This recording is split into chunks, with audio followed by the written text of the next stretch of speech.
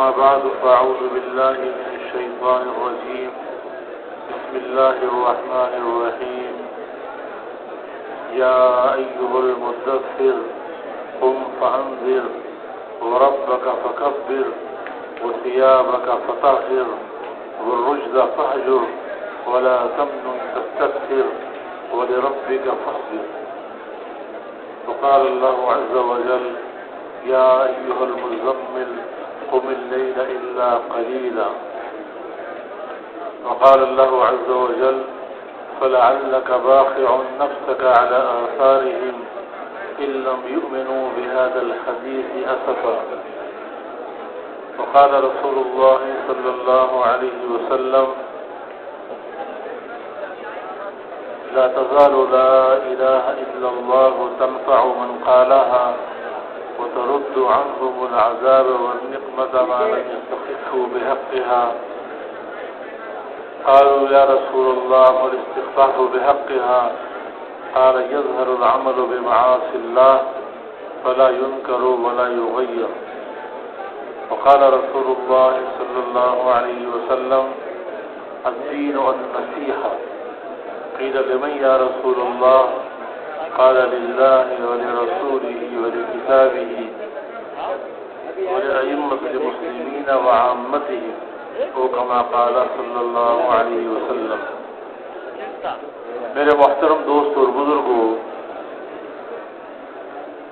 اللہ رب العزت کو سب سے زیادہ وہ انسان محبوب ہے جس کے دل میں انسانیت کی خیر خواہی، ہمدردی کا جذبہ موجود ہے. خیر خواہی، اوروں کی خیر خواہی اور انسانیت کے ساتھ شفقت کا معاملہ کرنا، رحم کا معاملہ کرنا، لوگوں کا بھلا چاہنا کہ اللہ کے بندوں کو دنیا اور آخرت میں کوئی تکلیف نہ پہنچے، یہ خیر خواہی بہت بڑا عمل ہے. یہ اتنا بڑا عمل ہے کہ جناب رسول اللہ صلی اللہ علیہ وسلم نے ارشاد فرمایا کہ الدین النصیحہ، دین سراسر خیر خواہی کا نام. اپنا بھلا تو ہر آدمی چاہتا ہے، ہر ایک چاہتا ہے کہ میری زندگی سکون والی گزرے، اطمینان والی گزرے، میں دنیا میں بھی کامیاب ہو جاؤں، آخرت میں بھی کامیاب ہو جاؤں، مجھے کوئی نقصان نہ پہنچے. تو اپنا بھلا تو انسان کیا، جانور بھی اپنا بھلا چاہتے ہیں. کوئی جانور اپنے لیے بدخواہی کا طالب نہیں ہے، لیکن کمال یہ ہے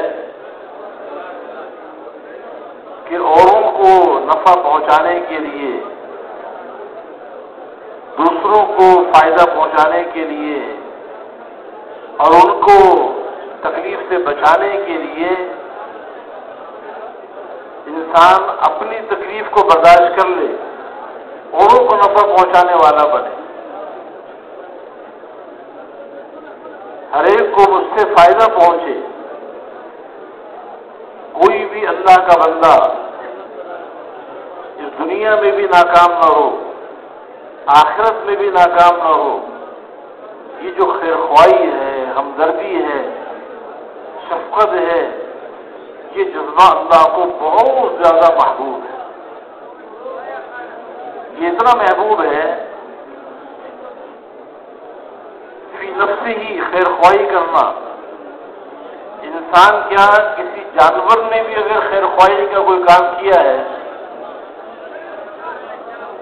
تو اللہ کو وہ جانور کا عمل،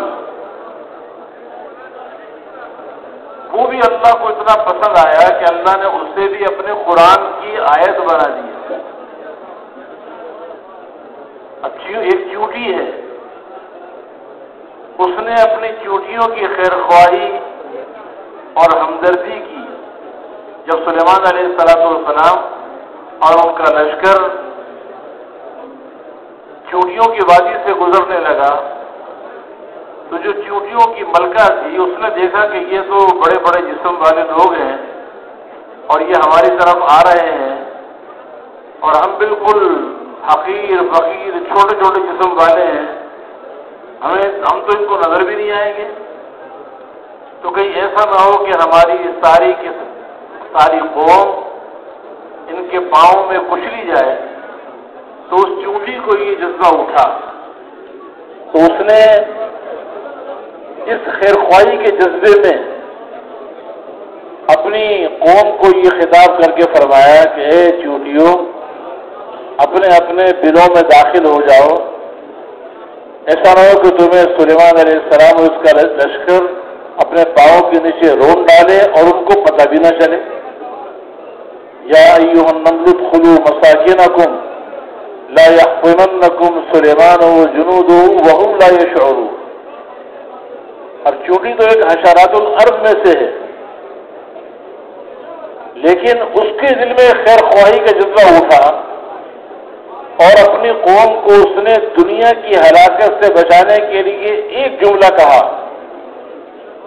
کس طرح کہا، کس زبان میں کہا، یہ اللہ ہی جانتے ہیں، لیکن اللہ رب العزت کو اس چونٹی کا یہ عمل اتنا پسند آیا کہ اللہ رب العزت نے اس چونٹی کے اس بول کو، خیر خواہی کے جملے کو، اللہ رب العزت نے سب سے افضل نبی پر، سب سے افضل جو کتاب نازل کی اس کی آیت بنایا، اور سب سے افضل امت، سب سے بہترین امت، اس کو یہ چونٹی کا یہ واقعہ سنا دیا۔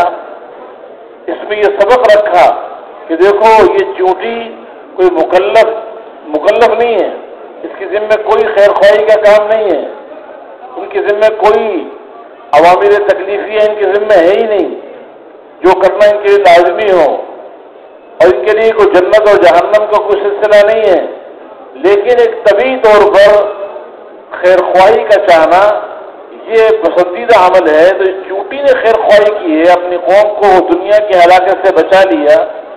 تو اے امت محمدیہ صلی اللہ علیہ صاحبہ، تمہیں تو اللہ رب العزت نے ساری دنیا کے انسانوں کی خیر خواہی، ہمدردی، اس کے لیے اللہ نے چنا ہے اور اس کے لیے تمہیں بھیجا ہے۔ تمہارا وجود تو ہے ہی ساری انسانیت کی خیر خواہی کرنے کے لیے۔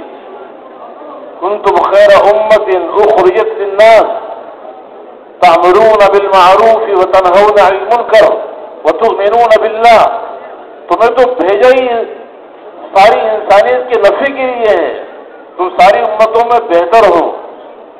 تو جب ایک چونٹی بھی اپنی قوم کا نقصان برداشت نہیں کرتی، اس کے دل میں بھی قوم کو فائدہ پہنچانے کا جذبہ ہے، تو تمہیں کتنا جذبہ تمہارے دلوں میں ہونا چاہیے۔ ایک چونٹی خیر خواہی کا کام کر رہی ہے، اس کا بھی اللہ نے قرآن میں ذکر کر دیا۔ پوری سورت کا نام ہی سورۃ النمل ہے، چونٹی کے نام سے اللہ نے پوری سورت رکھی۔ ہدہد ایک پرندہ ہے، اس کے دل میں خیر خواہی کا جذبہ اٹھا اور وہ سلیمان علیہ السلام کی اجازت کے بغیر ہی یمن چلا گیا، اور یمن میں جانے کے بعد وہاں قوم سبا آباد تھی، ان کی جو ملکہ تھی اور وہ پوری کی پوری قوم، وہ سب کی سب سورج کی پرستش کرتی تھی۔ تو ہدہد نے یہ خبر لا کے سلیمان علیہ السلام کو سنائی۔ اللہ تعالیٰ نے ہدہد کے دل میں جو خیر خواہی کا جذبہ تھا اور اس نے جو سفر کیا، اس نے جو باتیں آ کے سلیمان علیہ السلام کو بتائی کہ میں ایسی خبر لے کر آیا ہوں جس کا آپ کو ہی پتہ نہیں ہے، میں جو غیر حاضر ہوا بغیر اجازت کے گیا، وہ تو آپ ہی کے کام کے لیے گیا ہوں۔ تو اللہ تعالیٰ نے ہدہد کے اس سارے واقعے کو، خیر خواہی ہمدردی کے واقعے کو، اس کی ہمدردی کی بنیاد پر اللہ رب العزت نے بلقیس اور اس کی قوم کو ہدایت دی۔ اس کا سارا واقعہ اللہ نے قرآن میں سنا دیا، اس امت کو بتانے کے لیے کہ یہ تو پرندہ ہے، اس کے ذمہ یہ کام نہیں ہے، لیکن اس نے بھی خیر خواہی کا عمل کیا ہے تو اللہ کو اتنا پسند آیا کہ اللہ رب العزت نے اس پرندے کی خیر خواہی کے عمل کو اتنا پسند کیا کہ امت محمدیہ کو یہ سنایا جا رہا ہے اور یہ بتانے کے لیے کہ دیکھو تمہارا دنیا میں آنا یہ ساری انسانیت کو دنیا اور آخرت کی ہلاکت سے بچانے کے لیے، یہ جو دعوت کی محنت ہے، نبیوں کو جو کام اللہ دے کے بھیجا کرتے ہیں، اس کی بنیاد ہی خیر خواہی پر ہے۔ ہر نبی اپنی قوم کا خیر خواہ ہوتا ہے، ہمدرد ہوتا ہے۔ انی لکم ناصح امین، ہر نبی اپنی قوم کو اس راستے کی دعوت دیتا ہے جو راستہ دنیا اور آخرت میں کامیابی دلانے والا ہے۔ دلوں کے اندر سے غلط یقین نکل کر صحیح یقین دلوں کے اندر آئے، اللہ کی نافرمانی سے توبہ کر کے ہر انسان اللہ کی فرما برداری کرنے والا بنے، اللہ کی رضا والی زندگی گزارنے والا بنے۔ اس کے لیے ہر نبی اپنی قوم کو دعوت بھی دیتا، ان کے بعد خود چل کے جاتا، اور دعوت دینے کے بعد یہ صاف کہتا کہ دیکھو میں تم سے اس پر کوئی اجرت نہیں مانگتا ہوں، بلکہ میں تمہیں جو دعوت دے رہا ہوں میں تمہارا خیر خواہ ہوں، میں تمہارا ہمدرد ہوں، اور امانت داری کے ساتھ جو اللہ کا پیغام مجھ تک پہنچا ہے وہ پیغام میں تمہیں پہنچا رہا ہوں۔ آج میرے محترم دوست بزرگوں، آج نفسانیت کا ماحول ہے، ہر آدمی اپنی زندگی بنانا چاہتا ہے، اپنا نفع چاہتا ہے۔ حضور اکرم صلی اللہ علیہ وسلم نے ایک امت تیار کی، ایک مجموعہ بنایا، ایسی امت آپ نے بنائی کہ اگر ایک بھی انسان اس امت کا اللہ کو ناراض کر کے اپنی دنیا اور آخرت کو بگاڑ رہا ہے تو اس کے لیے پوری کی پوری امت بے چین ہو جاتی۔ جیسے حضور اکرم صلی اللہ علیہ وسلم کے سینے مبارک میں انسانیت کی ہمدردی کا جذبہ بہت اعلیٰ درجے کا تھا، اس لیے کہ اللہ تعالیٰ نے آپ کو حکم دیا کہ میرے پیارے نبی یا ایھا المدثر قم فانذر، ایک عملی والے آپ کھڑے ہو جائیے اور لوگوں کو اللہ کے عذاب سے ڈرائیے، وربک فکبر، اور اپنے رب کی بڑائی کو بیان کیجیے۔ انذار کا طریقہ کیا بتایا کہ اللہ کی بڑائی کو خوب بیان کریں۔ جب اللہ کی بڑائی اور عظمت دلوں میں اترے گی تو پھر اللہ کے ہر حکم کو پورا کرنا آسان، اللہ کی نافرمانی سے بچنا آسان ہو جائے گا۔ اس دل کی زمین کو اللہ کے غیر سے پاک کرنا، اللہ کے غیر کا تعصر دلوں سے نکل جائے، اللہ کے غیر کا خوف، اللہ کے غیر سے امیدیں یہ دل کے اندر سے کٹ جائیں اور اللہ ہی سے امیدیں وابستہ ہو جائیں، اللہ ہی کا خوف دلوں کے اندر بیٹھ جائے، اللہ کی ذات پر اعتماد، توکل اور بھروسہ یہ دل کی زینت بن جائے، تو حضور اکرم صلی اللہ علیہ وسلم کو اللہ رب العزت نے اس کا حکم دیا۔ اب اس حکم کو پورا کرنے کے لیے آپ کے دل میں اللہ نے ساری انسانیت کی ہمدردی اور شفقت کو بھرا، اور اس ہمدردی اور شفقت میں آپ نے اتنا آپ آگے بڑھے کہ آپ امت کی تکلیف کو دیکھ نہیں سکتے تھے۔ ایک انسان دنیا میں رہ رہا ہے لیکن وہ ایمان کے بغیر زندگی گزار رہا ہے، اللہ کے احکامات کے خلاف زندگی گزار رہا ہے. دنیا کی ساری سہولتیں اس کے پاس موجود ہیں، لیکن ایمان کے بغیر وہ نہ اس دنیا میں کامیاب ہو سکتا ہے نہ آخرت میں. تو حضور اکرم صلی اللہ علیہ وسلم ایسے بے ایمان اور نافرمان لوگوں کے لیے پیشے دیتے تھے اور اتنا ان کا غم کھاتے تھے، اتنا بار بار ان کے پیچھے مارے مارے پھرتے تھے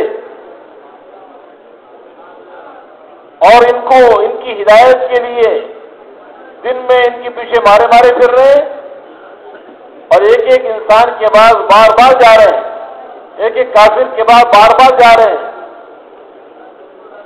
اور وہ کفار مکہ آپ کو تکلیف پہنچا رہے ہیں، ایذا پہنچا رہے ہیں، نعوذ باللہ آپ کا مذاق اڑا رہے ہیں،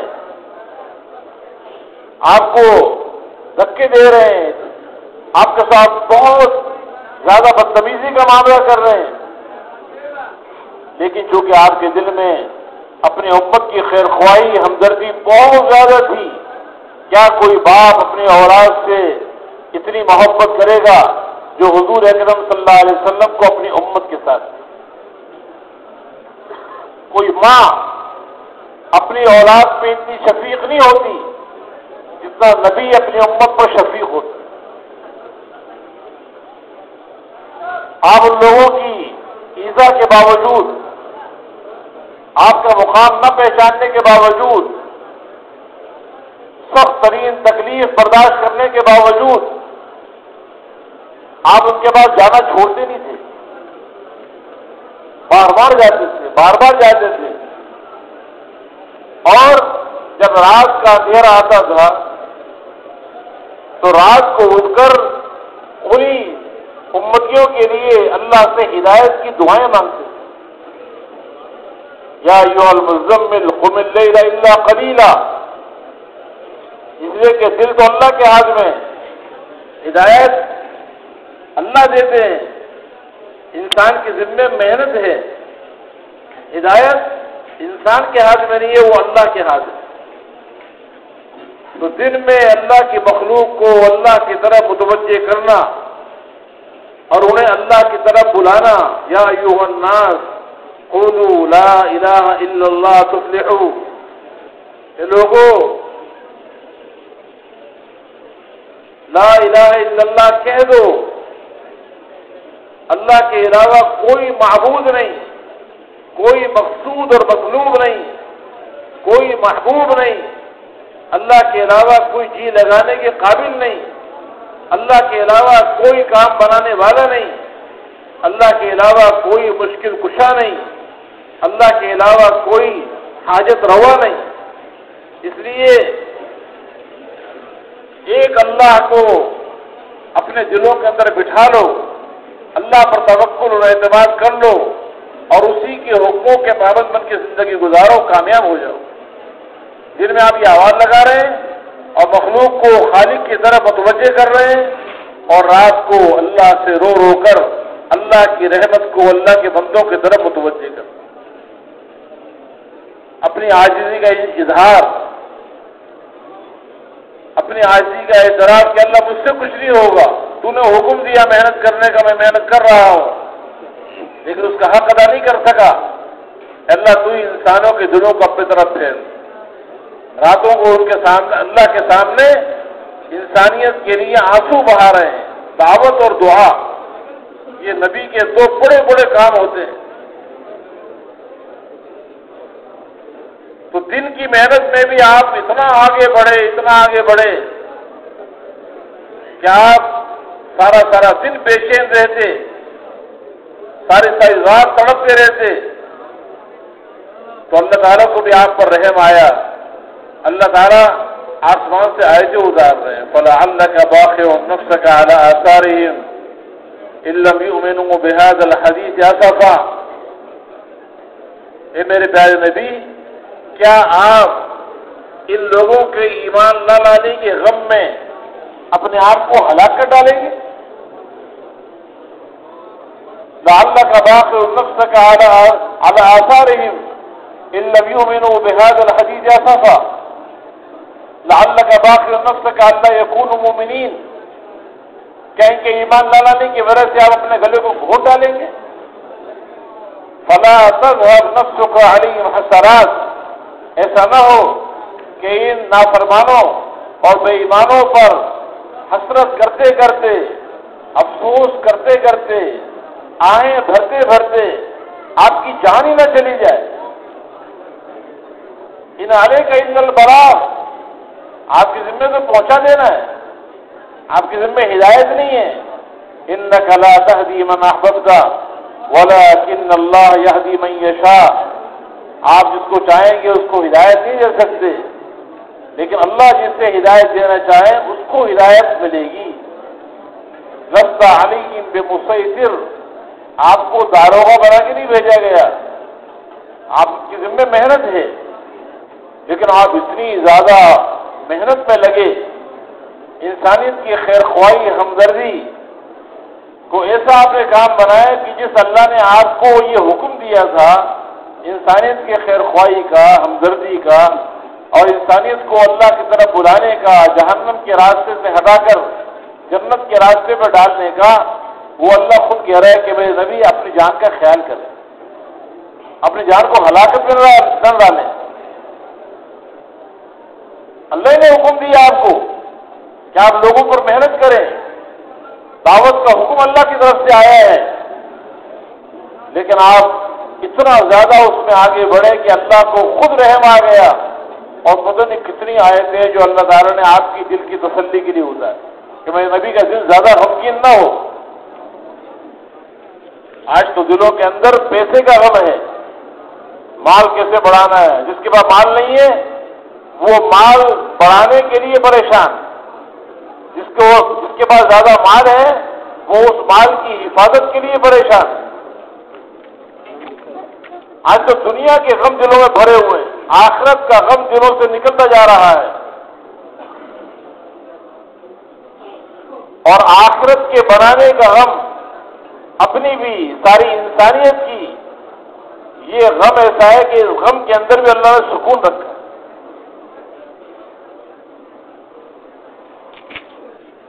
انسانیت کے لیے بے چین ہونے میں اللہ نے چین رکھا ہے. دنیا کے غموں میں آدمی جب پھنس جاتا ہے تو اپنی زندگی سے بیدار ہو جاتا ہے، لیکن انسانیت کو جہنم کی آگ سے بچانے کے لیے بے چین ہونا، بے قرار ہونا، ان کی خیر خواہی ہمدردی کے لیے تکلیفیں برداشت کر رہے ہیں ظاہری طور پر، لیکن ان تکلیفیں بھی محبوب بن جاتی ہیں، مرغوب بن جاتی ہیں.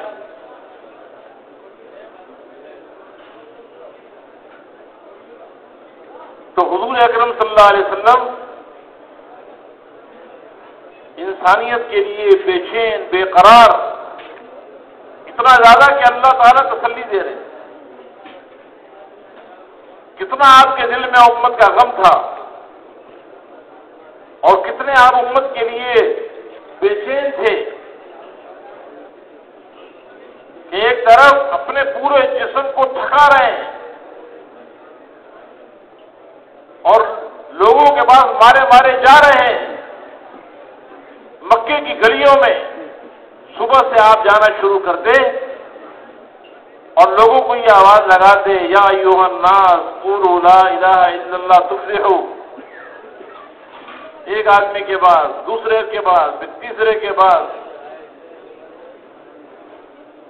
یہاں تک روایتوں میں آتا ہے کہ بعض کافر لعین آپ دعوت دیتے تھے ان کو، ان سے پیسے نہیں مانگ رہے، کوئی دنیا کی چیز کا مطالبہ نہیں کر رہے، ان کے ساتھ کوئی بد اخلاقی نہیں کر رہے، حالانکہ وہ کفر میں ڈوبے ہوئے ہیں، شرک میں ڈوبے ہوئے ہیں، گناہوں کی گندگی میں ڈوبے ہوئے ہیں، اور ایک کافر آپ آتا ہے نعوذ باللہ اور آپ کے چہرے مبارک پہ تھوک دیتا، آپ اس کو برداشت کر رہے ہیں. دو جہاں کے سردار جن کا چہرہ بھی اللہ کو اتنا پسند ہے کہ اللہ نے ان کے چہرے کا ذکر بھی قرآن میں کیا ہے، قد نرا تقلب وجهك فی السماء، اس چہرے پہ تھوکا جا رہا ہے، آپ اس کو بھی برداشت کر لیں، کوئی بات نہیں، اس کو ہدایت مل جائے۔ ایک کافر آتا ہے اور زمین سے مٹی اٹھا کر آپ کے سر پہ ڈال دیتا ہے،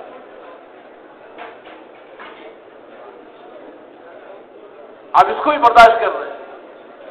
کوئی کہہ رہا ہے کہ آپ جادوگر ہیں، نعوذ باللہ، کوئی آپ کو کہتا ہے کہ آپ مجنون ہو گئے ہیں، کوئی کہہ رہا ہے کہ آپ شاعر ہیں، پتہ نہیں کیا کیا بدتمیزی کے الفاظ، لیکن حضور اکرم صلی اللہ علیہ وسلم اس کو برداشت کر رہے ہیں، اور اتنا زیادہ اس کی آپ محنت کر رہے ہیں کہ صبح سے آپ نے یہ شروع کیا ہے، آدھا دن گزر گیا اور آپ مسلسل لوگوں کے پاس جا رہے ہیں اور انہیں اللہ کی طرف بلا رہے ہیں، اور وہ آپ کے ساتھ بہت بہت ہی نامناسب حرکتیں کر رہے ہیں۔ پھر آپ تھک ہار کے تھوڑا بیٹھ جاتے ہیں تو ایک بچی آتی ہے جس کے ہاتھ میں لوٹا ہے، لوٹے میں پانی ہے، وہ آپ کو لوٹا دیتی ہے، آپ پانی سے اپنے چہرے کو صاف کرتے ہیں، اپنی مٹی وغیرہ اپنے پہ ہٹاتے ہیں۔ تو ایک صاحب جو اس وقت تک مسلمان نہیں ہوئے تھے، انہوں نے کہا کہ جب میں نے یہ دیکھا تو میں نے اپنے ساتھی سے پوچھا کہ یہ بچی کون ہے؟ تو انہوں نے کہا کہ یہ ان کی بیٹی زینب رضی اللہ تعالیٰ عنہ ہے۔ اب آپ اندازہ لگاؤ کہ باپ کے ساتھ یہ معاملہ ہو رہا ہو تو بیٹی پہ کیا گزری، لیکن آپ نے یہ سب برداشت کیا انسانیت کو دنیا اور آخرت کی ہلاکت اور بربادی سے بچانے کے لیے۔ اور یہ کوئی ایک دن کا واقعہ نہیں ہے، روزانہ یہ واقعات پیش آتے تھے۔ 13 سال تک ایسے مکے میں محنت کی گئی ہے، اور مطالبہ کیا ہے؟ مطالبہ یہ ہے کہ اپنے دل کو اللہ کی محبت سے آباد کرو، اللہ کو ایک مانو، اللہ ہی معبود ہے، اللہ ہی مقصود ہے، اللہ ہی ہمارا مطلوب ہے، اللہ ہی جی لگانے کے قابل ہے، وہی عزت دینے والا ہے، وہی ذلت دینے والا ہے، کامیابی ناکامی اللہ کے ہاتھ میں ہے۔ جیسے ساری کائنات اللہ نے بنائی ہے، اس کائنات میں جتنے حالات آتے ہیں وہ سارے حالات بھی بنانے والے اللہ ہیں، کام بنانے والا اللہ ہے۔ اس لیے اس اللہ کو اپنا معبود بنا کے زندگی گزارو، اللہ کے بندے بن کے زندگی گزارو، اللہ کو مانو اور اللہ کی مانو۔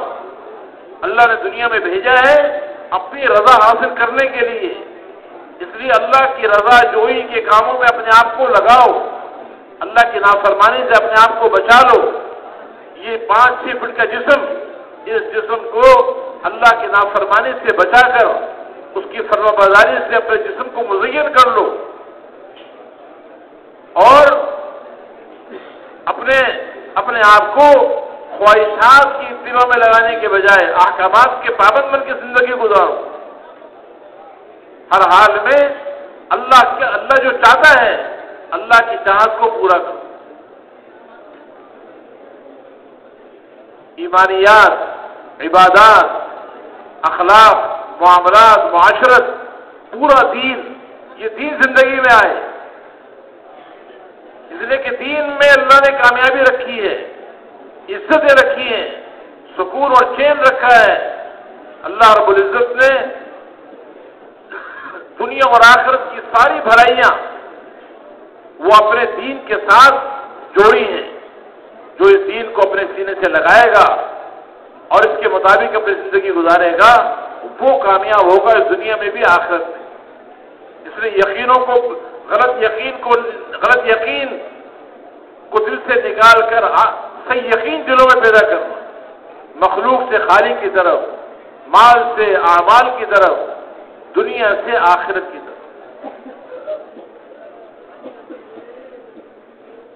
اور ہر حال میں جو اللہ کا حکم ہے زندگی کے تمام شعبوں میں اللہ کے احکامات کو پورا کرنا، اپنی عبادات کو بنا کے پڑھنا، عبادات کے ذریعے اللہ کے عوامر کے ذریعے اللہ کے خزانوں سے براہ راست نفع اٹھانا، اور یہ دل ہر وقت اللہ کی یاد میں ڈوبا ہوا ہو، اللہ کی محبت میں ڈوبا ہوا ہو، اپنے پیدا کرنے والے سے تعلق بنانے کے لیے قرآن پاک کی تلاوت کرنا، اللہ کا ذکر کرنا، اور اللہ کے بندوں کے ساتھ حسن سلوک سے پیش آنا، اچھے اخلاق سے پیش آنا، اپنے معاشرت کو، رہن سہن کو پاکیزہ بنانا، اپنی معاشرت کو سادگی پر لانا، عدل اور انصاف کے ساتھ معاشرت میں زندگی گزارنا،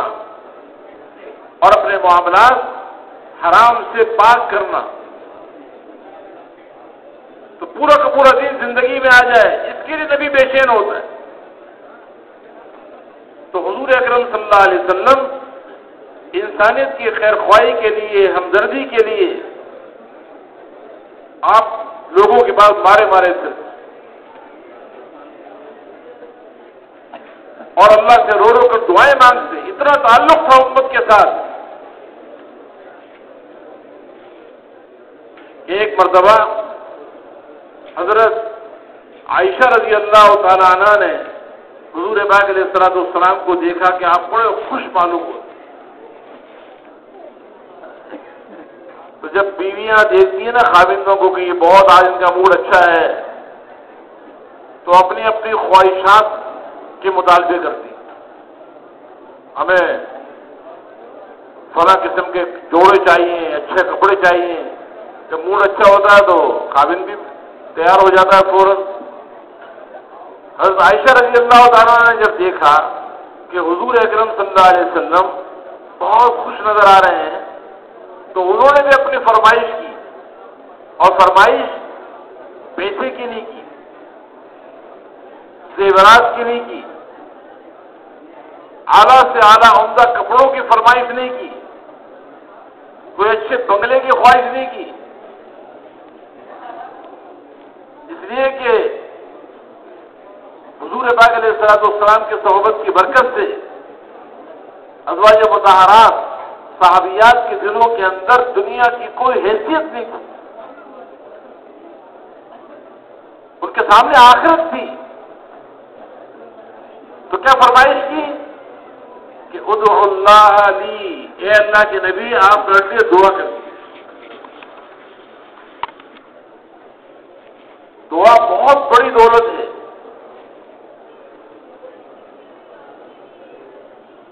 اللہ کے نبی کا آج مزاج بہت اچھا معلوم ہو رہا ہے، طبیعت اچھی معلوم ہو رہی ہے، میں اللہ سے آپ اپنے لیے دعا کروا دوں، مغفرت کی دعا کروا دوں۔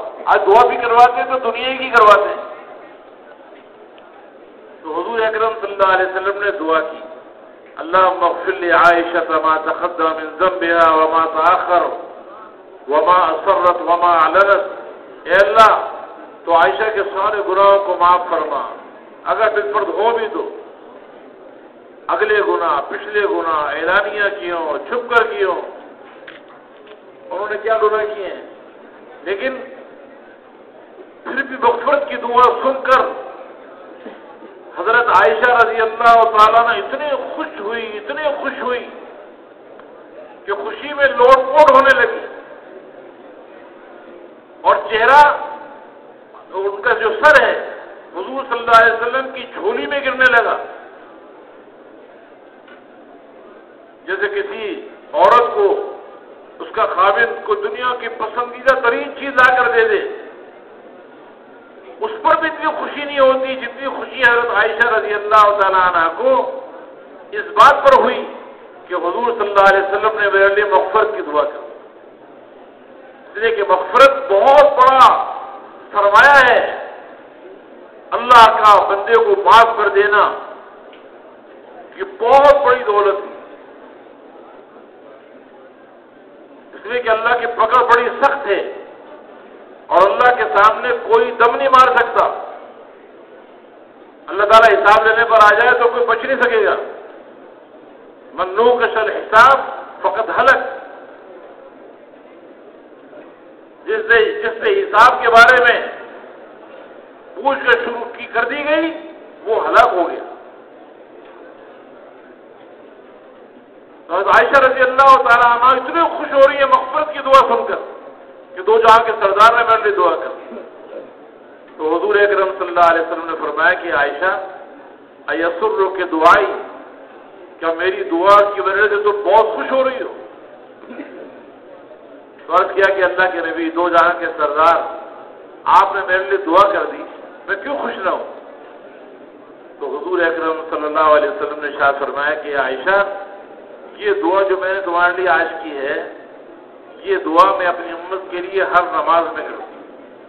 انہا لدعوتی لامتی فی کل صلاۃ.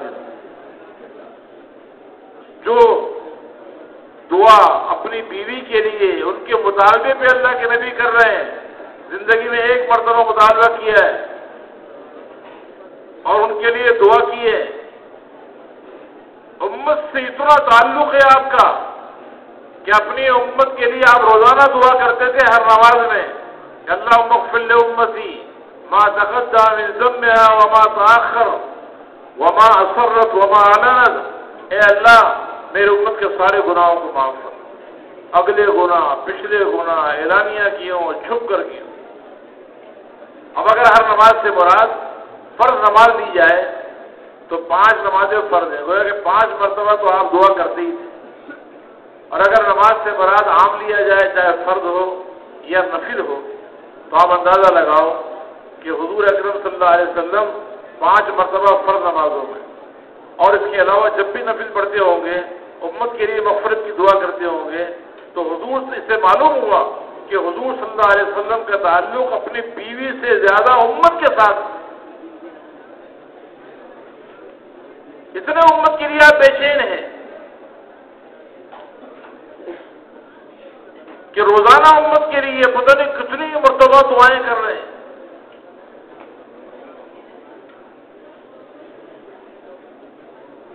ساری زندگی جن میں امت کے لیے بے چین مارے مارے پھر بھی رہے ہیں اور ان کے لیے مغفرت کی دعائیں بھی کر رہے ہیں. رات کو اللہ کے سامنے امت کے لیے آنسو بہا رہے ہیں.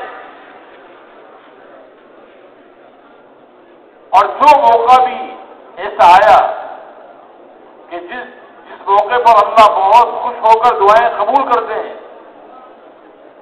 تو کوئی موقع ایسا نہیں آیا جس میں امت کو آپ نے یاد نہ کیا. آپ دنیا سے پردہ فرما رہے ہیں، دنیا سے پردہ فرماتے ہوئے آپ نے اپنے نوازوں کے لیے وصیت نہیں کی، اپنے خاندان والوں کے لیے کوئی وصیت نہیں کی، اپنے بیوی بچیوں کے لیے کوئی وصیت نہیں کی. آپ دنیا سے پردہ فرما رہے ہیں تو امت کو وصیت کر دی جا رہی ہے. کیا؟ الصلاۃ وما ملکت ایمانکم. اے میرے امتیوں، نماز کا اہتمام کرنا، اپنے ماتحتوں کا خیال رکھنا. اس لیے کہ نماز دین کا بہت اہم رکن ہے. جس نے نماز کی حفاظت کی، اللہ اس کی حفاظت کرتا ہے، اور جو نماز کو ضائع کرتا ہے اللہ اسے ضائع کر دیتے. نماز کتنی اہم عمل ہے کہ حضور صلی اللہ علیہ وسلم دنیا سے پردہ فرماتے ہوئے امت کو نماز کی تلقین کر کے جا رہے ہیں کہ دیکھو نماز نہ چھوڑنا. اس لیے کہ آپ نے زندگی میں امت کو یہ بتایا تھا کہ الصلاۃ وعماد الدین، من اقامها فقد اقام الدین ومن ترکها فقد هدم الدین. نماز دین کا ستون ہے، جس نے نماز کو قائم کیا اس نے پورے دین کو قائم کیا، اور جس نے نماز کو چھوڑ دیا اس نے پورے دین کو ڈھا دیا. نماز کا مقام دین میں ایسا ہے جیسے جسم میں سر کا ہوتا ہے. بغیر ہاتھ کے آدمی جی سکتا ہے، بغیر پاؤں کے آدمی جی سکتا ہے، لیکن بغیر سر کے انسان کا وجود نہیں ہوتا. تو جو نماز کا اہتمام نہیں کرتے وہ تو پورے دین کو برباد کر رہے ہیں۔ ایک نماز کا چھوڑ دینا جان بوجھ کر اس کو کافروں کا عمل بتایا۔ جس نے ایک نماز جان بوجھ کر چھوڑ دی اس نے وہ کام کیا جو کافروں کا تھا۔ اسلام اور کفر کے درمیان فرق کرنے والی چیز نماز ہے۔ نماز کسوٹی ہے پوری زندگی کی، جس کی نماز بن گئی اس کی پوری زندگی بن گئی، جس کی نماز جاندار اس کی زندگی شاندار۔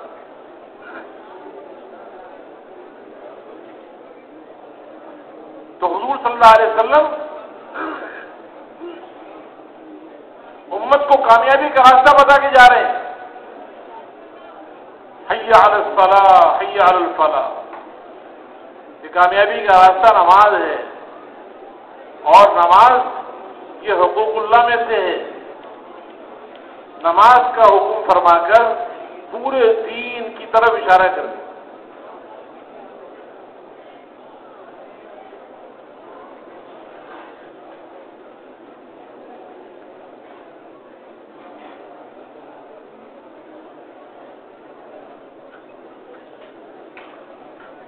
وما ملکت ایمانکم، اپنے ماتحتوں کا خیال رکھنا، جس میں حقوق العباد کا اشارہ کر دیا۔ گویا کہ جاتے جاتے دنیا سے پردہ فرماتے ہوئے آپ کو امت کی کامیابی، کہ میری امت کامیاب ہو جائے، دنیا اور آخرت کی ناکامیوں سے بچ جائے، اس کا راستہ آخر میں ہی بتا کر گئے، وصیت کر کے گئے کہ حقوق اللہ کا بھی خیال رکھو، حقوق العباد بھی۔ تو دین نام ہی دونوں چیزوں کا ہے، ایک حصہ حقوق اللہ کا ہے اور ایک باقی جو ہے وہ حقوق العباد ہے۔ تو دنیا سے پردہ فرماتے ہوئے بھی آپ امت کو نہیں بھولے، اتنا امت کے ساتھ آپ کا تعلق ہے۔ زندگی میں آپ نے ایک مرتبہ حج کیا، وہی آپ کا پہلا حج ہے اور وہی آپ کا آخری حج ہے، حجۃ الوداع۔ اور حج کے اندر جو سب سے اہم ترین رکن ہے وقوف عرفہ، جس کے بغیر حج ہوتا ہی نہیں ہے۔ جب وہ موقع آیا وقوف عرفہ کا، جس وقوف عرفات کے موقع پر اللہ رب العزت اپنے بندوں کی طرف اللہ کی رحمت اتنی متوجہ ہوتی ہے کہ اللہ تعالیٰ خوب مغفرت کے فیصلے کرتے ہیں۔ بس دینے ہی دینے کا کام، اپنے بندوں کا خاص اللہ کی رحمتیں نازل ہوتی ہیں۔ تو جب آپ وقوف عرفات میں پہنچے ہیں، پہلی مرتبہ زندگی میں یہ موقع ملا، پہلی مرتبہ اور آخری مرتبہ، تو آپ نے اول وقت میں ظہر کی نماز پڑھائی اور پھر عصر کو جمع کیا۔ ظہر عصر عرفات میں جمع کی جاتی ہے، اور پھر آپ اپنی اونٹنی پہ سوار ہو کر جبل رحمت پہ جو پہاڑ ہے وہاں تشریف لے گئے، اور یہ آپ نے وقوف فرمایا۔ غروب شمس تک، سورج کے غروب ہونے تک، اپریل کا مہینہ ہے، سخت گرمی کا موسم ہے، 4 ساڑھے 4 گھنٹے کا وقفہ ہوتا ہے تقریباً۔ اب اس میں وقوف میں دعائیں زیادہ کرنی ہوتی ہیں، تو حضور پاک علیہ السلام دعائیں کرتے رہے۔ عام طور پہ جو دعا ملتی ہے وقوف عرفات میں آپ سے، وہ ایک دعا ہی زیادہ ملتی ہے، کیا؟ اللہم اغفر لامتی، اللہم اغفر لامتی، اللہم اغفر لامتی، اے اللہ میری امت کو معاف فرما، اے اللہ میری امت کو معاف فرما۔ 4 ساڑھے 4 گھنٹے تک امت کے لیے مغفرت کی دعائیں مانگنا، سخت دھوپ کے اندر اونٹنی پہ سوار ہو کر۔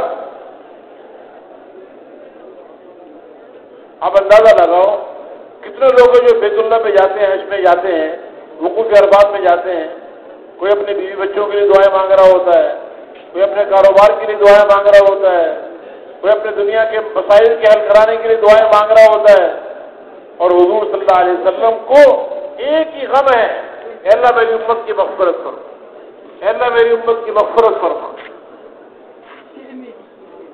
کتنا آپ کا تعلق ہوگا امت کے ساتھ کہ زندگی میں ایک موقع حج کا آیا ہے اور سب سے بہترین وقت ہے قبولیت کا، تو امت کی مغفرت کی دعائیں مانگی جائیں۔ آخر اللہ تعالیٰ کو بھی رحم آیا اور اللہ تعالیٰ نے فرمایا کہ غفرت لأمتک ما خلا المظالم، اے ہمارے نبی ہم نے آپ کی امت کے سارے گناہوں کو معاف کر دیا سوائے ان لوگوں کے کہ جو ظلم کرتے ہیں۔ ظالم کی معافی ہمارے پاس نہیں ہے، اس لیے کہ یہ حقوق العباد میں سے ہے، جب تک مظلوم معاف نہیں کرے گا اس وقت تک ہم بھی معاف نہیں کریں گے۔ اب آپ کو اپنی امت کے ظالمین کی فکر ہوگی کہ میری امت کے مظلومین تو جنت میں جائیں گے، اس لیے کہ ان کی تو مغفرت ہو گئی، اور میری امت کے ظالم جہنم میں جائیں۔ آپ غروب کے بعد مزدلفہ روانہ ہو گئے، اور مزدلفہ میں جا کر جو رات آپ نے گزاری ہے اس میں آپ اللہ سے دعائیں مانگتے رہے مزدلفہ میں کہ اللہ میری امت کے مظلومین کو تو نے معاف کر دیا، اور بے شک ظالم کی معافی تیرے پاس نہیں ہے، جب تک کہ مظلوم معاف نہ کر دے، تو اے اللہ تو مظلوم کی طرف سے،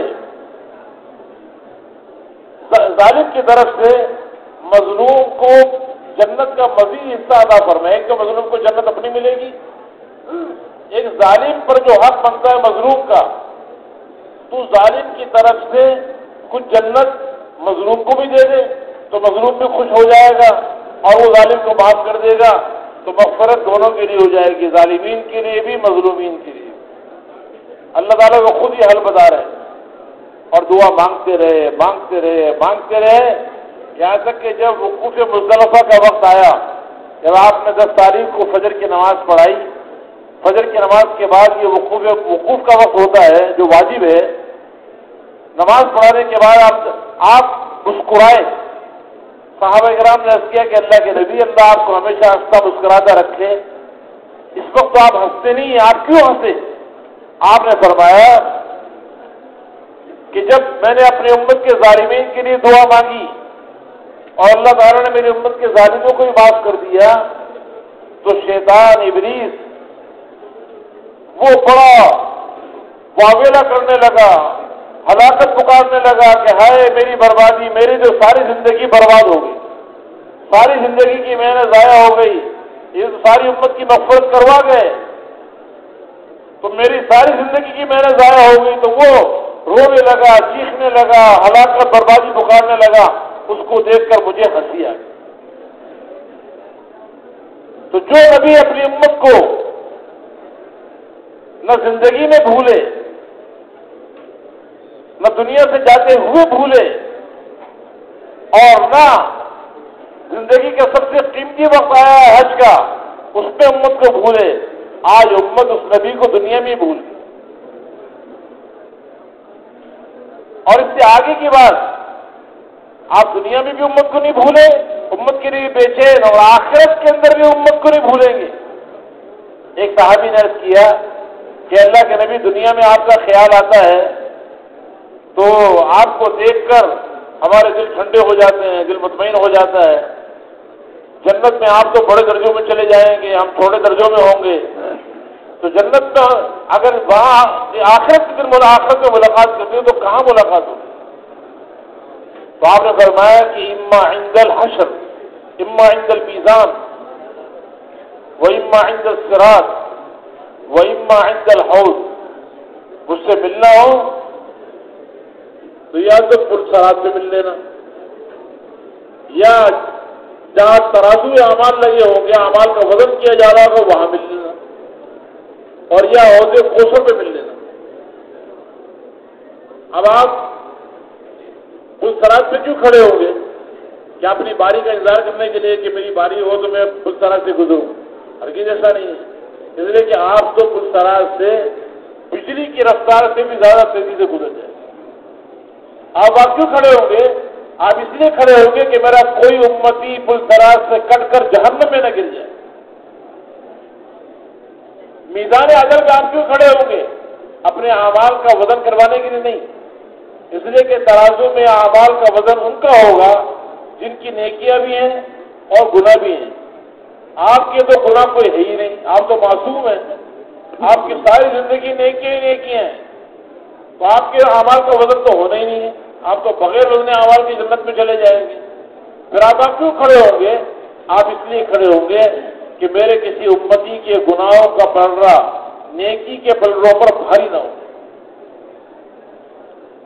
حوض کوثر پہ آپ کیوں کھڑے ہوں گے؟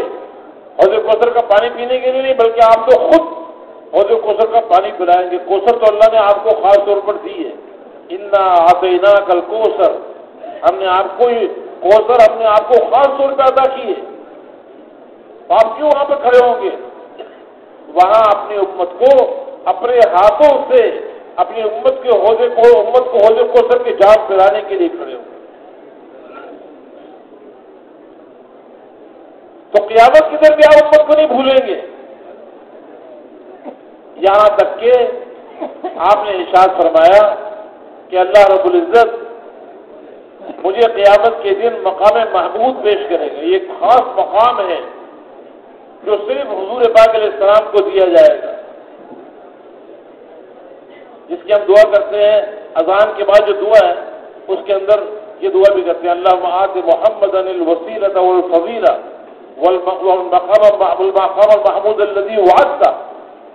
یہ مقام محمود یہ خاص مقام ہے جو حضور پاک علیہ السلام کو دیا جائے گا۔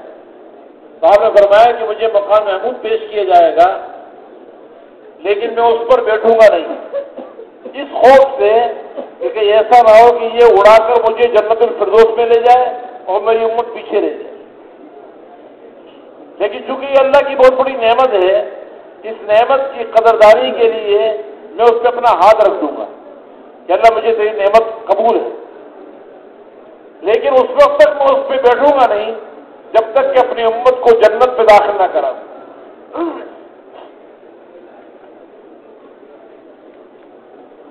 اور بھائی یہ تو بعض جمعے کے خطبوں کے اندر بھی خطیب پڑھتے رہتے ہیں کہ جب قیامت کا دن قائم ہوگا تو سارے نبی نفسی نفسی کر رہے ہوں، یا رب نفسی نفسی یا رب نفسی نفسی۔ اتنا وہ ہولناک دن ہوگا کہ انبیاء کرام علیہ السلام جو مقدس ترین ہستیاں ہیں وہ بھی نفسی نفسی کر رہے ہوں گے۔ سارے دنیا کے انسان اپنے اپنے پسینوں میں غرق ہوں گے، کوئی گلے تک، کوئی سینے تک، کوئی کمر تک، کوئی گھٹنوں تک، بعض ٹخنوں تک اپنے پسینوں میں غرق ہوں گے۔ اور انبیاء کرام علیہ السلام نفسی نفسی کر رہے ہوں گے، آدم علیہ السلام، نوح علیہ السلام، ابراہیم علیہ السلام، موسیٰ علیہ السلام، عیسیٰ علیہ السلام، سارے اولو العزم نبی اور حضور اکرم صلی اللہ علیہ وسلم اس وقت بھی کہہ رہے ہوں گے یا رب امتی امتی یا رب امتی امتی۔ تو جو ہمارے نبی اتنا زیادہ امت کے ساتھ شفیق تھے، اتنے امت کے لیے بے چین بے قرار تھے کہ ساری زندگی امت کے لیے مارے پھرتے رہے، تکلیفیں اٹھاتے رہے، مشقتیں برداشت کرتے رہے، امت کی ہدایت کے لیے بھوک برداشت کی، پیاس برداشت کی، تکلیفیں اٹھائی، آپ کی بیٹیوں کو طلاق دی گئی اس کو برداشت کیا گیا، آپ کو طائف کے اندر بہت زیادہ ستایا گیا اس کو برداشت کیا، مکے کی گلیوں میں آپ کو تکلیفیں پہنچائی گئی اس کو آپ نے برداشت کیا، روزانہ امت کے لیے پتہ نہیں کتنی مرتبہ دعائیں کرتے رہے، حج کے موقع پر بھی امت کو نہیں بھولے، دنیا سے پردہ فرماتے ہوئے بھی امت کو نہیں بھولے، اور پل صراط پر بھی نہیں بھولیں گے، اور میزان عدل پر بھی نہیں بھولیں گے، اور حوض کوثر پر بھی نہیں بھولیں گے، اور قیامت کا دن جب قائم ہوگا حساب کا اس دن بھی نہیں بھولیں گے۔ آج میرے محترم دوست بزرگوں ہم اپنے نبی کو دنیا میں ہی بھول گئے، حالانکہ وفاداری کا تقاضا یہ تھا کہ ہم اس دنیا کے اندر بھی اپنے نبی کے ساتھ ایسے وفادار ہوتے کہ نبی والی زندگی کو اپنے سینے سے لگاتے اور اپنے آپ کو اپنے نبی کے رنگ میں رنگ لیتے، اللہ کے ہر حکم کو حضور اکرم صلی اللہ علیہ وسلم کی خوبصورت خوشبودار زندگی کے ساتھ مزین کر لیتے، معطر کر لیتے، اپنی ایمانیات میں، عبادات میں، اخلاق میں، معاملات میں، معاشرت میں، زندگی کے ہر شعبے میں، گھر کی زندگی میں، باہر کی زندگی میں، کاروبار کی زندگی میں، جو زندگی کے شعبے ہیں، ہر شعبے میں حضور اکرم صلی اللہ علیہ وسلم کی ایک ایک سنت کو اپنے سینے سے لگا دے، اور پھر حضور صلی اللہ علیہ وسلم کی مبارک زندگی کو لے کر جیسے آپ مارے مارے پھرتے تھے مکے کی گلیوں میں، اور جیسے آپ کے صحابہ کرام آپ کے جتنا آپ سے زیادہ تعلق والے تھے، انہوں نے جس طرح اس زندگی کو لے کر ساری دنیا میں اللہ کا پیغام پہنچانے کے لیے نہ اپنی جان کی پرواہ کی، نہ اپنے مال کی پرواہ کی، اپنی زندگیاں قربان کر دی۔ 1,24,000 صحابہ کرام حضور پاک علیہ السلام کے پروانے حجۃ الوداع کے اندر موجود تھے۔ جب آپ نے ذمہ داری کو اجتماعی طور پر منتقل کیا کہ آپ حاضرین غائبین تک اس پیغام کو پہنچائیں، تو ماضی کے حج ادا کرنے کے بعد صحابہ کرام ساری دنیا میں اللہ کا پیغام لے کر گئے، اور پوری دنیا میں حضور صلی اللہ علیہ وسلم والی مبارک زندگی کو عام کرنے کی محنت کی ہے، اور اس محنت کو کرتے کرتے انسانیت کی ہمدردی میں اور خیر خواہی میں،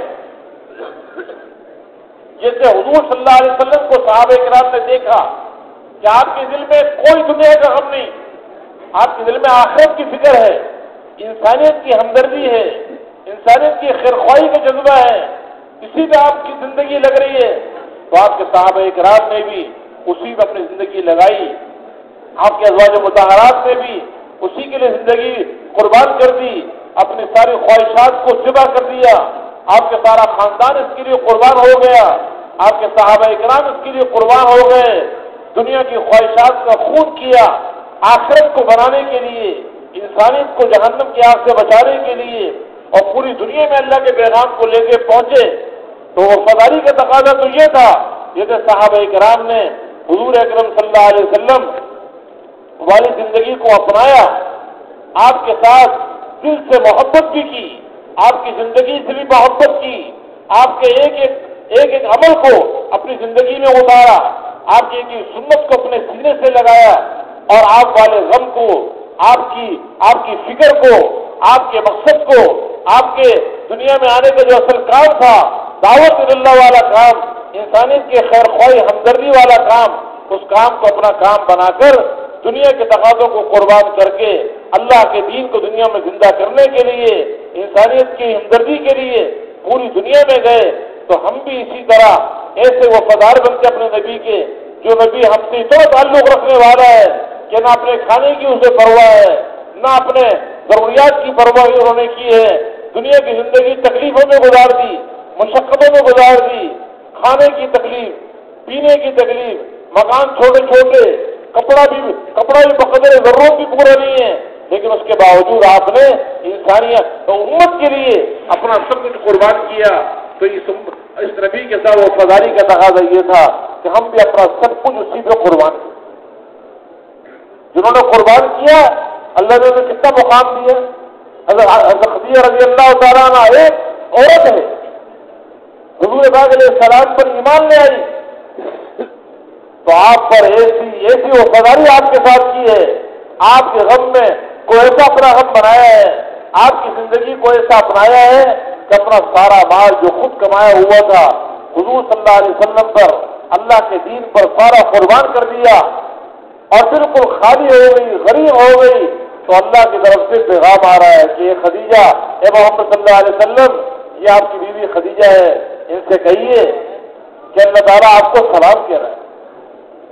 اتنا بڑا مقام اللہ نے دیا، جب بہت مالدار تھی اور نئے نئے ڈیزائن کے کپڑے پہنتی تھی، آیا درجے کی دنیا کی زندگی گزارتی تھی، اس وقت یہ مقام نہیں ملا، لیکن جب اللہ کے دین پر اپنی جان بھی لگائی، اپنا مال بھی لگایا، حضور اکرم صلی اللہ علیہ وسلم کے ساتھ آپ کے دین کے ساتھ وفاداری کی ہے، تو اللہ کی طرف سے سلام آ رہا ہے کہ اللہ نے آپ کو سلام کہا ہے، ان سے کہہ دیجیے وبشرھا ببیت فی الجنۃ من ذھب لا صخب فیہ ولا نصب، اور انہیں جنت میں سونے کے محل کی خوشخبری سنا دیجیے کہ اللہ نے ان کے لیے جنت کے اندر سونے کا محل بنایا ہوا ہے۔ یہ حضرت ابوبکر رضی اللہ تعالیٰ عنہ ہیں، بہت بڑے مالدار، بڑے تاجر، لیکن ایمان لے آئے اور حضور صلی اللہ علیہ وسلم کے ہاتھ میں ہاتھ دیا، آپ کی زندگی کو سینے سے لگایا، آپ کی سچی غلامی اختیار کی اور آپ کے غم کو اپنا غم بنایا اور انسانیت کی ہمدردی اور خیرخواہی کے لیے اپنا سب کچھ قربان کر دیا، تو آخر اللہ کے اتنی قدردانی ہوئی کہ ان کے لیے بھی سلام آ رہا ہے۔ آپ بیٹھے ہوئے اور جبریل السلام تشریف لائے، حضور پاک علیہ السلام سے پوچھ رہے کہ یہ کون ہے آپ کے ساتھ؟ فرمایا کہ ابو بکر ہے رضی اللہ تعالیٰ عنہ۔ انہیں کیا ہوا؟ جنہوں نے ایسا لباس، تاج کا لباس پہنا ہوا ہے، ببول کے کانٹے لگائے ہوئے ہیں، فرمایا کہ انہوں نے اپنا سارا مال میرے اوپر فتح مکہ سے پہلے خرچ کر دیا، سارا مال لگا دیا، جان بھی لگا دی، مال بھی لگایا۔ تو فرمایا کہ محمد صلی اللہ علیہ وسلم ان سے کہیے کہ اللہ نے آپ کو سلام کہا ہے۔ اس سے بڑا کیا مقام ہوگا کہ سلام، خود سلام بھیجے۔ اللہ تعالیٰ سلام ہے اور اللہ تعالیٰ خود سلام بھیج رہے ہیں ابو بکر رضی اللہ عنہ، اور ان سے یہ کہیے کہ اللہ تعالیٰ پوچھ رہے ہیں کہ ابو بکر کیا تم اس حال میں مجھ سے راضی ہو، اس فقر کے اندر؟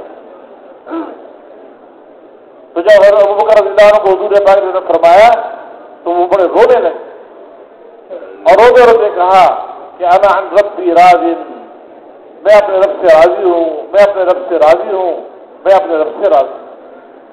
تو جو حضور صلی اللہ علیہ وسلم کی غلامی اختیار کرنے والے اور آپ والے غم کو، آپ والی محنت کو، اپنی محنت اور اپنا غم بنانے والے، انسانیت کی ہمدردی اور خیر خواہی کا کام کرنے والے، انہوں نے اپنا سب کچھ لگایا، اللہ نے ان کو ضائع نہیں کیا، دنیا میں اللہ نے عزت کی چوٹیوں پر پہنچا اور آخرت تو ہے ہی انہیں کے لیے۔ حضرت عمر رضی اللہ تعالیٰ عنہ حضور پاک علیہ السلام فرما رہے ہیں کہ میں جنت میں داخل ہوا تو میں نے جنت میں ایک محل دیکھا، بہت خوبصورت، سونے اور چاندی سے بنا ہوا۔ میرا دل چاہا کہ میں بھی اس میں داخل ہو جاؤں۔ میں نے پوچھا کہ کس کا ہے؟ تو مجھے بتایا گیا کہ یہ قریشی نوجوان کا ہے۔ میں سمجھا کہ شاید میرا ہوگا، تو مجھے بتایا گیا کہ نہیں، یہ عمر بن خطاب کا ہے رضی اللہ تعالیٰ عنہ۔ آپ نے فرمایا کہ عمر، اگر تیری غیرت کا خیال نہ ہوتا تو میں تیرے محل میں چلا جاتا۔ دس عمر دے اور رونے لگے کہ اللہ کے نبی، کیا میں آپ پر بھی غیرت کھاؤں گا؟ اللہ کے لیے اپنی زندگی کو قربان کیا انسانیت کی ہمدردی میں، تو اللہ نے کتنا بڑا مقام دنیا میں جنت کے بشارت اللہ سنا رہے ہیں۔ اب عثمان رضی اللہ تعالیٰ عنہ جان بھی لگائی، مال بھی لگایا، کیا مقام ملا؟ آپ نے فرمایا کہ جنت میں ہر نبی کا کوئی رفیق ہے، میرا رفیق اور میرا ساتھی جنت میں عثمان رضی اللہ تعالیٰ۔ حضرت علی رضی اللہ تعالیٰ عنہ ان کا ہاتھ پکڑ کے آپ فرما رہے ہیں کہ علی اترضا ان یکون منزلوں کا مقابلہ منزلی، علی کیا تم اس پہ راضی ہو کہ جنت میں تمہارا گھر میرے گھر کے سامنے ہو؟ آپ کا سارا خاندان قربانی کی چکی میں پسا، انسانیت کی ہمدردی میں، انسانیت کی ہدایت کے لیے۔ اللہ نے آپ کے سارے خاندان کو اتنا مقام دیا کہ انما یرید اللہ لیذهب عنکم الرجس اہل البیت ویطہرکم تطہیرا۔ اللہ نے ارادہ کر لیا ہے کہ میرے نبی کے گھر والوں تمہارے گھر کو بالکل پاک کر دیا جائے، ہر قسم کی گندگی دور کر دی جائے۔ ازواج مطہرات کو کیا مقام ملا؟ گھر چھوٹے چھوٹے ہیں، کھانے اعلیٰ قسم کے کھانے نہیں ہیں، اعلیٰ قسم کے کپڑے نہیں ہیں، خواہشات والی کوئی زندگی نہیں ہے، لیکن حضور صلی اللہ علیہ وسلم کی غلامی اختیار کی، آپ کی اتباع کی، آپ والے کام کو اپنا کام بنایا، آپ کے غم کو اپنا غم بنایا، تو اللہ کی طرف سے آیتیں گزر رہی ہیں کہ یا نساء النبی لستن کاحد من النساء، اے میرے نبی کے گھر والوں، میرے نبی کی بیویوں، تم عام عورتوں کی طرح نہیں ہو، تمہارا مقام بہت ہے۔ آپ کی بیٹیاں قربانی کی چکی پس رہی ہیں، بھوک اور پیاس اور تکلیفیں اٹھا رہی ہیں، لیکن چونکہ آخرت والی تھی، حضور پاک علیہ السلام کے ساتھ وفادار تھی، آپ کی زندگی کو اپنانے والی تھی، آپ کے غم کو اپنا غم بنانے والی تھی، تو اللہ رب العزت نے کیا مقام دیا کہ جنت کی عورتوں کا سردار ہی آپ کی بیٹی فاطمہ رضی اللہ عنہ کو بنا دیا، سیدۃ النساء اہل جنت فاطمہ۔ آپ کے نواسے حضرت حسن حسین رضی اللہ تعالیٰ عنہما، اللہ کے دین کے لیے اپنی جان و مال لگانے والے، اللہ کے لیے قربان ہونے والے، اپنی زندگی قربان کر دی اللہ کے دین کے لیے، تو اللہ نے کیا مقام دیا کہ جنت کے جوانوں کو سردار بنا دیا۔ سیدہ شباب اہل الجنہ الحسن والحسین رضی اللہ تعالیٰ عنہما، جنت کے نوجوانوں کے سردار حضرت حسن حسین رضی اللہ تعالیٰ عنہما۔ تو جو اللہ پر قربان ہوگا اللہ اسے ضائع نہیں کرے گا۔ میرے محترم دوستو بزرگوں، اللہ نے آج ہمیں موقع دیا ہے، یہ زندگی اللہ نے ہمیں دی ہے، یہ زندگی خواہشات پوری کرنے کے لیے نہیں دی ہے، بلکہ یہ زندگی اللہ نے ہمیں آخرت کے بنانے کے لیے دی ہے، اور اس کام کے لیے دی ہے جو کام حضور اکرم صلی اللہ علیہ وسلم کو دیا گیا کہ ساری انسانیت کے ہم خیر خواہ بن کے چلیں، اپنی ذات کے اعتبار سے بھی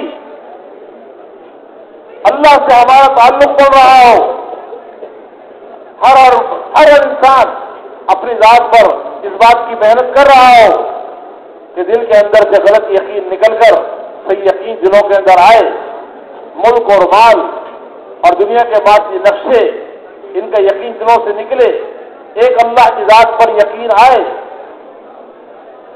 اور اللہ کے احکامات سے زندگی بننے کا یقین ہو، اور پھر اپنے اللہ کے احکامات کو صحیح یقین کے ساتھ، صحیح طریقے کے ساتھ، صحیح جذبے کے ساتھ، اللہ کو راضی کرنے کے جذبے کے ساتھ، فضائل کے استحضار سے، نفس کے مجاہدے کے ساتھ اللہ کے ہر حکم کو پورا کرنے والے بنے، عبادات کو صحیح نہج پیدا کرنے والے بنے، نمازوں کو بنانے کی محنت کرنے والے بنے،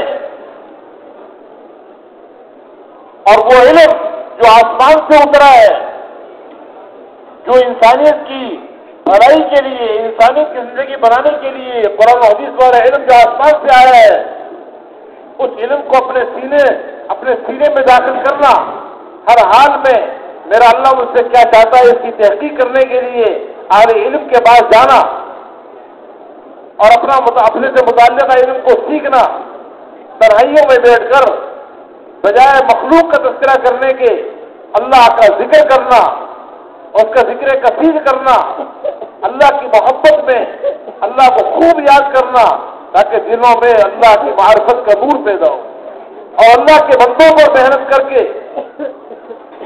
اللہ کے بندوں کے حقوق کو ادا کرنا، اللہ کے بندوں کے ساتھ حضور اکرم صلی اللہ علیہ وسلم کے بتائے ہوئے طریقے کے ساتھ سلوک کرنا، چھوٹوں پہ ذہن کھانا، بڑوں کو ادب کرنا اور علماء کی قدر کرنا، ہر مسلمان سے اسلام کی وجہ سے محبت کرنا، ہر انسان کے ساتھ اچھے اخلاق سے پیش آنا، اپنے اخلاق کو اعلیٰ سے اعلیٰ بنانا، نرمی، تواضع، عاجزی والی زندگی اختیار کرنا،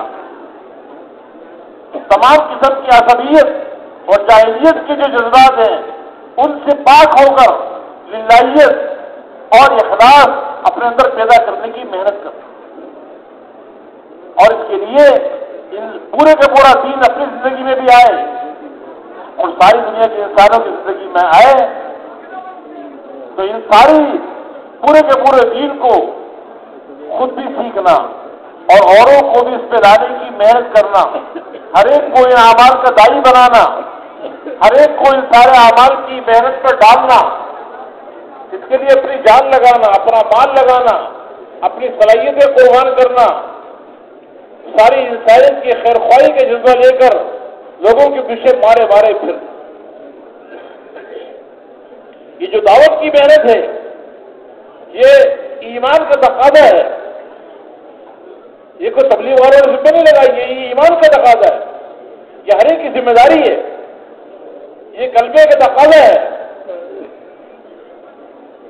اور حضور اکرم صلی اللہ علیہ وسلم نے یہاں تک فرما دیا کہ لا الہ الا اللہ اپنے کہنے والے کو ہمیشہ نفع دیتا ہے اور اس سے عذاب اور بلا کو دفع کرتا ہے، جب تک کہ اس کلمے کے حقوق کے ساتھ استخفاف نہ کیے جائے.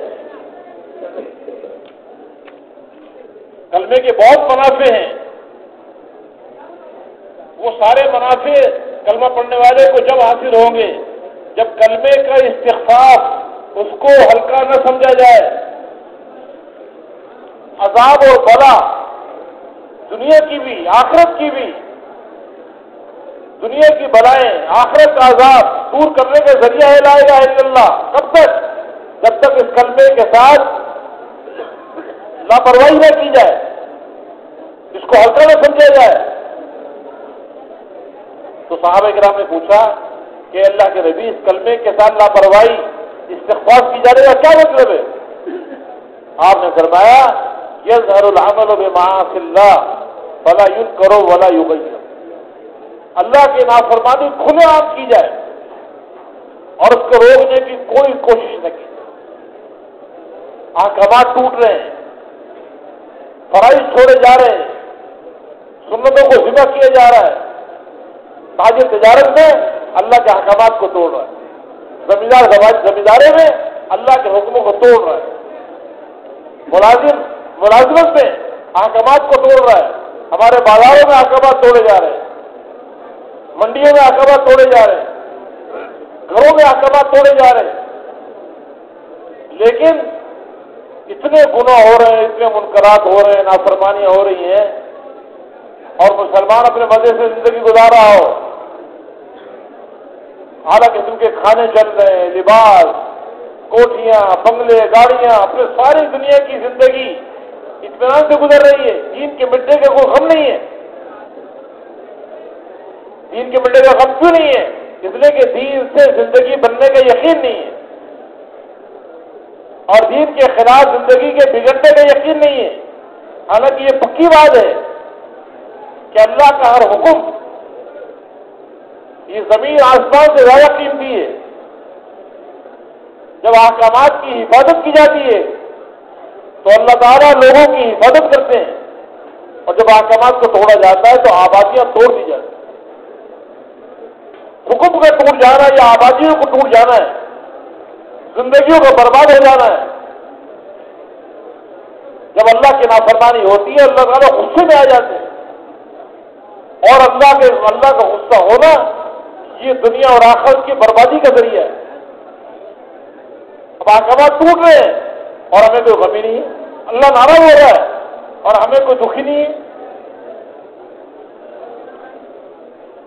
تو فرمایا کہ یہ کلمے کے ساتھ لاپرواہی ہے.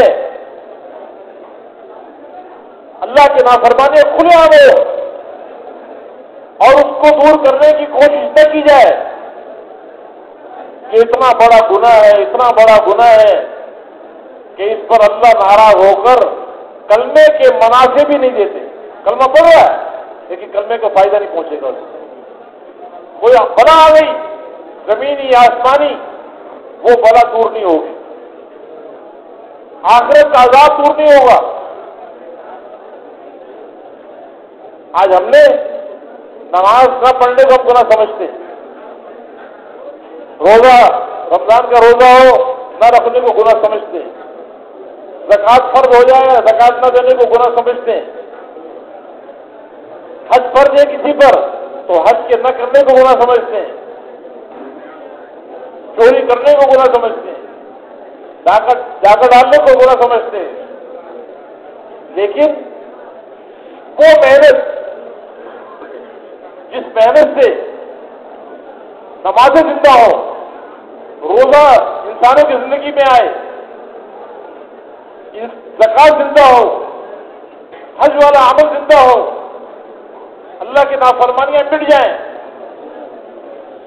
چوری ختم ہو، ڈاکہ ختم ہو، رشوت ختم ہو، سود خوری ختم ہو، جھوٹ اور تمام کی تمام نافرمانیاں ختم ہو جائے، جس محنت کے ذریعے اس محنت کو نہ کرنے کو گناہ نہیں سمجھتے. اس کو کلمے کا استغفار قرار دیا گیا. یہ کلمے کے ساتھ لاپرواہی برت رہے ہیں.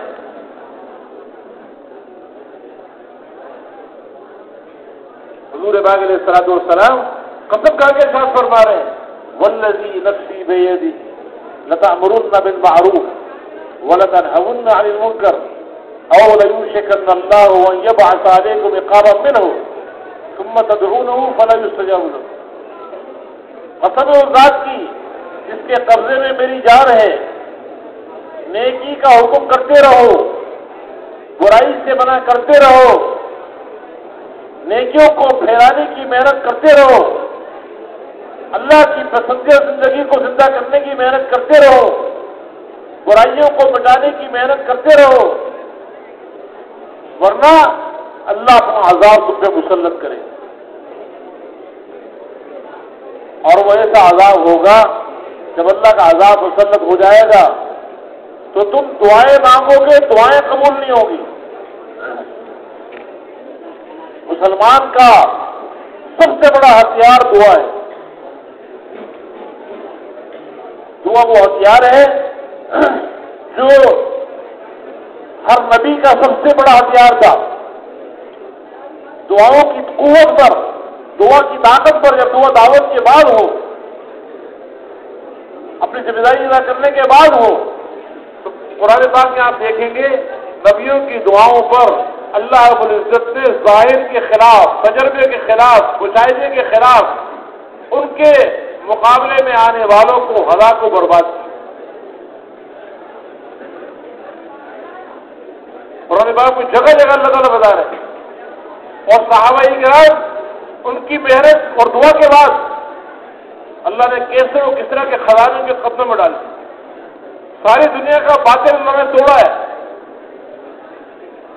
یہ دعا کوئی معمولی چیز نہیں ہے، لیکن یہ دعا والا ہتھیار بیکار ہو جاتا ہے، ضائع ہو جاتا ہے جب امت اپنے کام کو چھوڑ بیٹھے.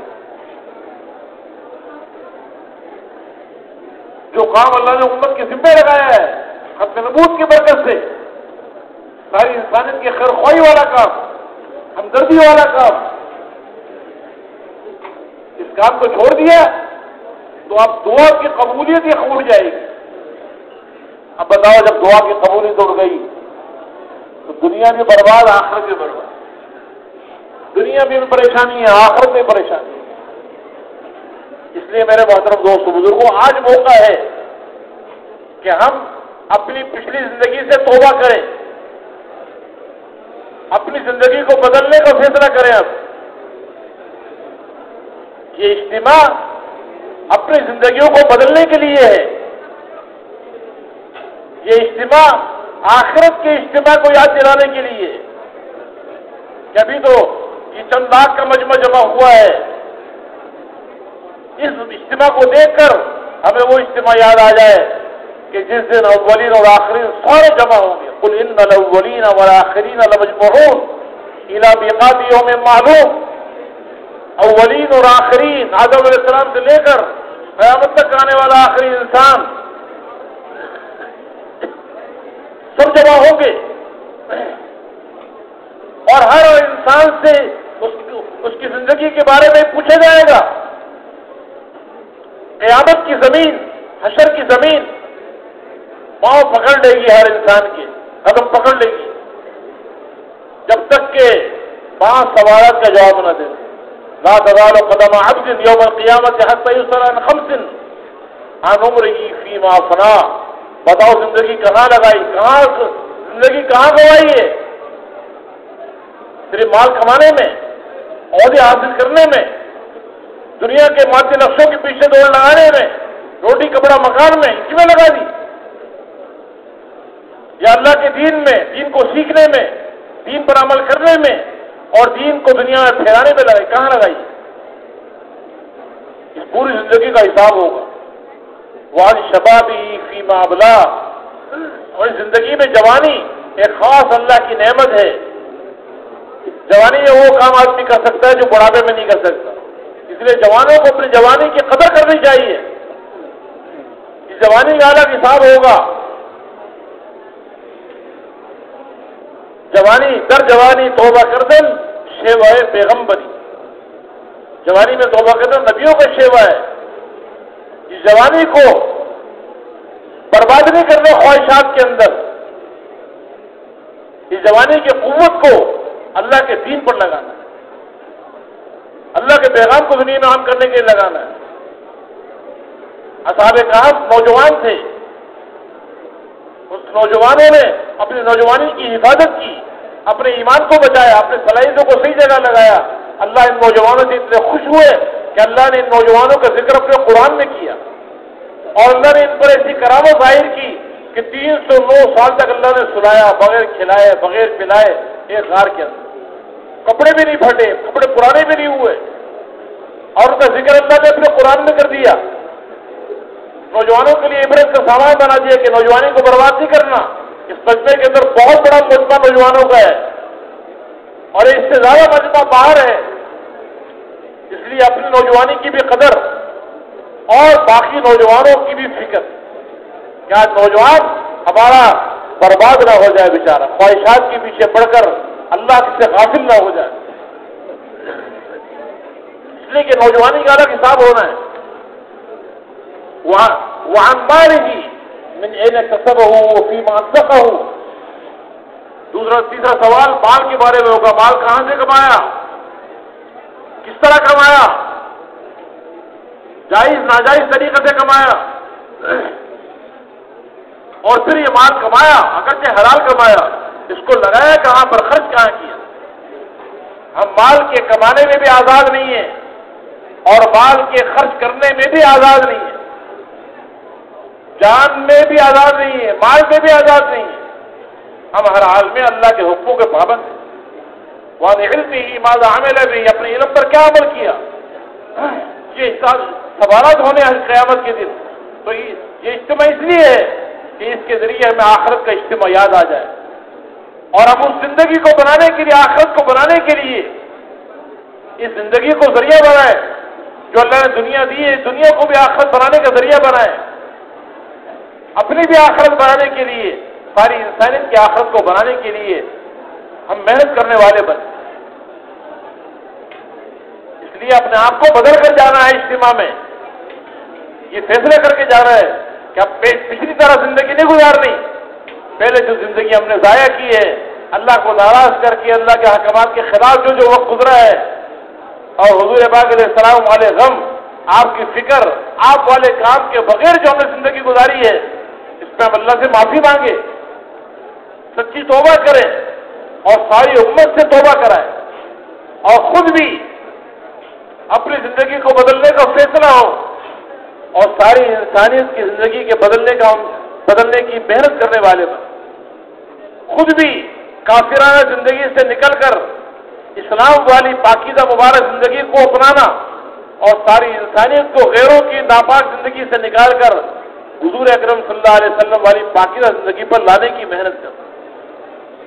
اس کے لیے اپنی جانیں بھی لگانی ہے, اپنا مال بھی لگانا ہے, لیکن پہلے اس کا عزم کرنا پڑے گا, فیصلہ کرنا پڑے گا, اللہ سے مانگنا ہوگا, اور پھر اس کے لیے زندگی کو بدلنے کے لیے جن ماحولوں میں رہ کر, جن جگہوں پر رہ کر ہماری زندگی بگڑی, اندر کا یقین بگڑا, دل کے جذبات بگڑ گئے, رات دن کی زندگی گزارنے کے طریقے بدل گئے, اب یہاں رہ کے زندگی بنے گی نہیں.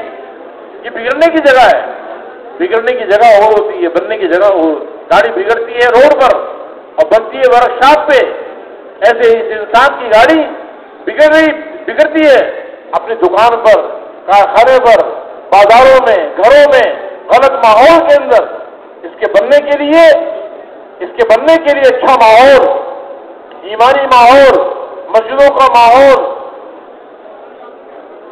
اچھے لوگوں کے ساتھ رہنا, نیک لوگوں کی صحبت کا اختیار کرنا, اور اس ماحول کے اندر ایمان کے تذکرے, آخرت کے تذکرے, جنت کے تذکرے, جنت کے جہنم کے تذکرے، قیامت کا ذکر، اللہ کے احکامات کے منافع کو بیان کرنا، نافرمانی کی مضرت کو بیان کرنا. جب یہ تذکرے ہوں گے ایک اچھے ماحول کے اندر تو پھر اس اچھے ماحول کی برکت سے اللہ زندگی کو بدلے. قیامت کے دن جو لوگ جہنم میں جائیں گے اور ناکام ہو جائیں گے وہ قیامت کے دن جو حسرت کریں گے، افسوس کریں گے، ایک اس بات پہ کریں گے کہ ہم نے اچھا ماحول اختیار نہیں کیا، اچھے لوگوں کے ساتھ دوستی نہیں اختیار کی. یا لیتنی لم اتخذ فلانا خلیلا لقد اولنی عن الذکر بعد اذ جاءنی. کاش میں فلاں کو اپنا دوست نہ بناتا، اس کی دوستی اور اس کے ماحول نے مجھے بگاڑ دیا، اللہ سے غافل کر دیا. یہ اللہ کے راستے میں نکلنے کے لیے اس لیے کہا جاتا ہے کہ اللہ کے راستے میں نکل کر اچھے دوستوں کا صحبت اختیار کر کے مسجد کے ماحول میں رہ کر وہ مبارک زندگی جو دنیا اور آخرت میں کامیابی کا ذریعہ ہے اس زندگی کی دعوت دینا، ایک دوسرے کو اس کے لیے تیار کرنا اور ایک دوسرے کی اس پہ چلنے میں معاونت کرنا، ایک دوسرے کا مددگار بننا، یہ بہت بڑا ذریعہ ہے زندگیوں کو بدلنے کا. ہمیں پتہ ہی نہیں ہے دن گزارنا کیسے ہے، رات گزارنی کیسی ہے. بس صبح اٹھے مال کمانے کے لیے، مال کما رہے ہیں کھانے کے لیے، کھا رہے ہیں کمانے کے لیے. زندگی مسلمان کی زندگی کمانے کھانا ہی نہیں ہے. مسلمان کی زندگی تو ایک بہت بڑا مقصد کے ساتھ ہے. اس زندگی کو سیکھنے کے لیے یہ کہا جا رہا ہے کہ بھائی اپنے ماحول کو ذرا چھوڑیں، کچھ وقت کے لیے پہلے چھوڑیں اور اچھے ماحول میں جائیں، اللہ کے راستے میں نکلیں. اس سے دو طرفہ فائدہ ہوگا، اپنی زندگیوں میں صحیح رخ پر آئے گی اور جو ساری امت کی ذمہ داری ہمارے اوپر ہے، انسانیت کی ہمدردی اور خیر خواہی والا کام، یہ بھی ہم سے ادا ہوگا اور امت کو بھی ہدایت ملے گی. اس کے لیے اپنی جانیں لگانا، اپنا مال لگانا، پوری دنیا میں جانے کی ہم نیت کریں. ساری دنیا میں اللہ کے پیغام کو لے کر جائیں گے انشاءاللہ. تو سارے بھائی نیت کرتے ہیں انشاءاللہ. آج تک جو ہم سے اس پہ کوتاہی ہوئی ہے، غفلت ہوئی ہے، اس پہ ہم اللہ سے معافی مانگیں. اب عزم کریں کہ انشاءاللہ ساری زندگی اس دین اسلام کو اپنے سینے سے لگانا ہے، اس دین کو سیکھنا ہے، اس پر عمل کرنا ہے اور اس دین اسلام کو ساری دنیا میں عام کرنا ہے. ساری انسانیت کی خیر خواہی ہمدردی کے لیے اللہ کا کلمہ دنیا میں بلند ہو جائے اور اللہ کی پسندیدہ زندگی انسانیت کے اندر آ جائے تاکہ کوئی بھی اللہ کا بندہ نہ دنیا میں ناکام ہو نہ آخرت میں ناکام. اس کے لیے بھائی نیت تو کرے کہ پوری دنیا میں جائیں گے انشاءاللہ. بھائی سارے نیت کرتے ہیں انشاءاللہ کہ پوری دنیا میں جانا ہے. دنیا کے جتنے ممالک ہیں پوری دنیا میں اللہ کے پیغام کو لے کے جانا ہے. یا تو ساری دنیا میں اللہ کا کلمہ بلند ہوگا یا ہماری قبریں پوری دنیا میں بنیں گی انشاءاللہ. ٹھیک ہے انشاءاللہ. اب اس کے لیے بتاؤ نقد کون تیار ہیں اللہ کے راستے میں ملکوں میں جانے کے لیے 7 مہینے کے